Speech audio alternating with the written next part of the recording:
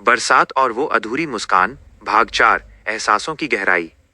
आरव और अनन्या की शादी को कुछ साल बीत चुके थे। उनका प्यार समय के साथ और गहरा होता जा रहा था। हर दिन उनके लिए एक नई खोज था, जिसमें वे एक दूसरे की छोटी छोटी आदतों, सपनों और खामोशियों को समझते थे। उनका घर हंसी और प्यार से भरा था, और हर बारिश का मौसम उनके लिए पुरानी यादें और नए सपने लेकर आता था।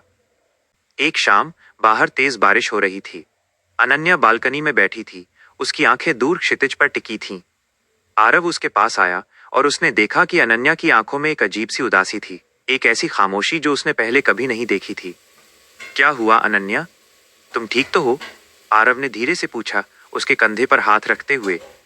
अनन्या ने एक गहरी सांस ली। मुझे बस कभी कभी लगता है कि ये सब एक सपना न हो।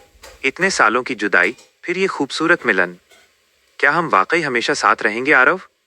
उसकी आवाज में एक अनिश्चितता थी, एक डर जो उसने कभी जाहिर नहीं किया था। आरव ने उसे अपनी बाहों में भर लिया। ये कोई सपना नहीं है अनन्या, ये हमारी सच्चाई है। मुझे पता है कि हमने बहुत कुछ झेला है, और शायद यही वजह है कि हमारा रिश्ता इतना मजबूत है। वो एहसास जो कभी फीका नहीं पड़ता। अनन्या ने सिर उठाकर आरव की आंखों में देखा। मुझे बस उस दिन की याद आती है जब मैं तुम्हें खत छोड़कर गई थी। वो दर्द, मुझे लगा था कि तुम मुझे हमेशा के लिए भूल जाओगे।